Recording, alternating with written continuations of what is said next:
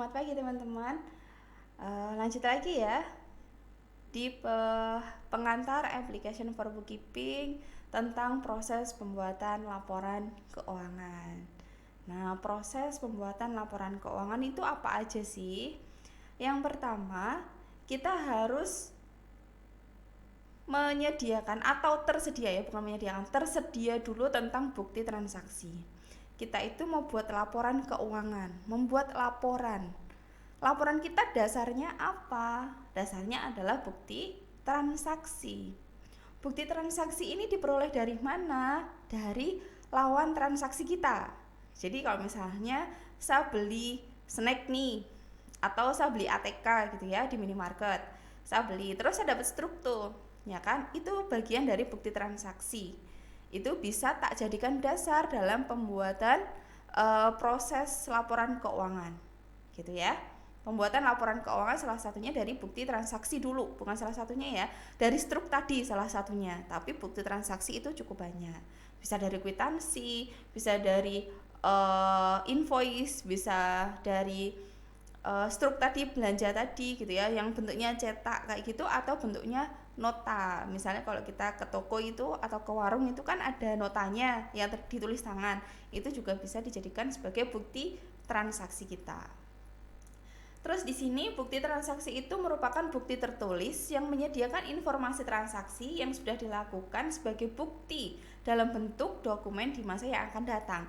Jadi struk tadi atau bukti pembelian barang kita tadi itu jangan dibuang tapi kita simpan. Nah, bisa tuh kalau misalnya karyawan itu punya kertas bekas HVS gitu ya, terus ditempel-tempel di situ. Ada juga yang seperti itu. Jadi tidak menghilangkan bukti transaksi.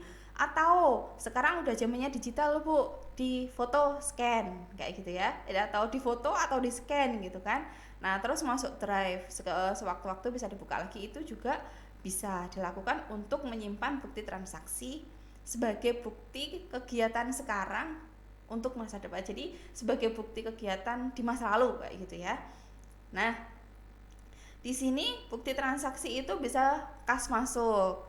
Saya sebagai penjual, kalau contoh pertama tadi kan saya sebagai pembeli, saya sebagai penjual, saya mengeluarkan barang, terus saya itu dapat uang gitu kan. Nah, karena saya mengeluarkan barang, pembeli saya butuh nota. Nah, makanya kadang nota itu rangkap 3, rangkap 2 gitu kan. Yang rangkap pertama dikasihkan pembeli, yang rangkap keduanya buat arsip saya sebagai dasar adanya bukti transaksi berupa kas masuk dari penjualan barang saya kayak gitu. Atau kas keluar berarti kalau saya beli barang terus saya dapat struktur atau dapat nota, saya simpan, jadikan sebagai dasar transaksi, sebagai dasar pembuatan laporan keuangan dari transaksi gitu ya.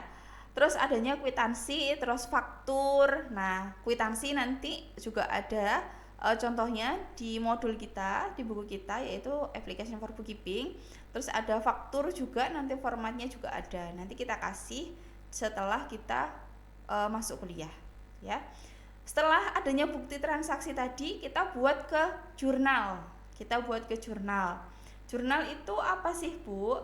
Nah, sebelum menyusun laporan keuangan, teman-teman diminta buat jurnal. Jadi nanti akan ada sisi positif dan sisi negatif. Nah, teman-teman penasaran bentuknya kayak gimana? Nah, kalau udah penasaran berarti jangan sampai dilewatkan ya untuk video selanjutnya dan mata kuliah kita nanti, teman-teman tetap ikuti terus mata kuliah application for bookkeeping. Ini pengantarnya dulu bahwa di jurnal itu ada yang namanya posisi akun. Yang pertama akun aset. Tadi perlu diingat bahwa aset itu nama lainnya adalah aktiva, ada di sisi kiri sebelum sama dengan. Gitu ya, di sisi kirinya sama dengan gitu. Ada aset. Aset kalau bertambah itu tempatnya di debit, kalau berkurang tempatnya di kredit. Nah, hal seperti ini teman-teman itu kalau menghafalkan ya mungkin bisa. Tapi lebih enak lagi kalau dibuat seperti contoh, ada case-nya. Aset kan tadi dibilang aktiva, harta kita. Ketika saya menjual barang, saya dapat uang. Ya kan? Berarti hartaku nambah dong, hartaku dalam bentuk uang nambah dong. Gitu kan? Kalau hartaku bertambah tadi berarti aku catatnya di sisi debit, di kolom debit. Nah, kalau saya beli barang, saya akan mengeluarkan uang. Berarti asetku berupa uang, nanti akan ada nama lainnya yaitu kas. Itu berkurang karena tak keluarkan maka berkurang, maka catatnya di sisi kredit. Ya. Nanti kewajiban juga sama, kalau kewajiban itu ada sisi debit sama kredit, ekuitas pun juga sama.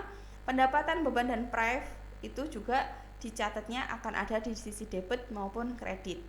Teman-teman kalau mau mempelajari ini, mau dihafal-hafal, dicoba direng-reng ya, boleh. Tapi lebih enak sebenarnya kalau kita tuh pakai contoh kasus, gitu ya. Akan kita bahas detail nanti ketika di kelas.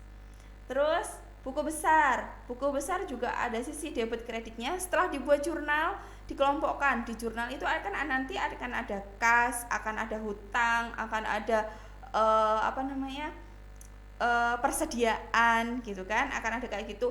Nanti akan dikelompokkan. Jadi kalau teman-teman dulu itu pengelompokan per akun, atau teman-teman pernah belajar dulu ya, kuning kumpulkan kuning, merah kumpulkan merah, hijau kumpulkan hijau. Nah, ini pun juga buku besar tuh sama, mengelompokkan kas, akun kas dikelompokkan akun kas, akun persediaan dikelompokkan sendiri. Nah, jadi dibuat per akun, akan ada debit, kredit dan juga neraca saldo. Jadi saldo niki nanti berapa ya kira-kira gitu.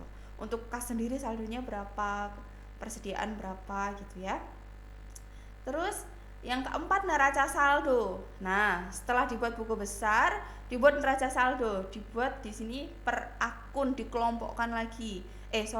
Setelah dikelompokkan tadi ke buku besar, dimasukkan ke sini nama akun kas, saldonya tadi berapa, persediaan saldonya berapa gitu ya. Saldo itu jumlah akhirnya berapa sih gitu. Terus setelah itu dibuat jurnal penyesuaian. Jurnal penyesuaian itu jurnal yang bisa terlewat. Kalau bahasanya di sini adanya yang disesuaikan karena perubahan saldo tapi belum dicatat, adanya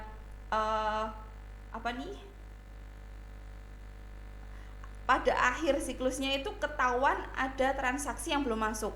Intinya kalau kita sudah buat jurnal, terus dibuat buku besar, terus dibuat neraca saldo gitu ya, ternyata ada transaksi loh yang belum masuk, jadi perlu disesuaikan lagi.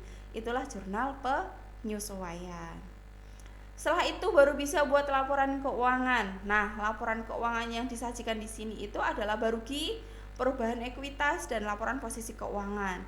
Kalau teman-teman nanti dapat mata kuliah Accounting Foundation, kan ada neraca, laba rugi, laporan posisi neraca, laporan posisi keuangan ya.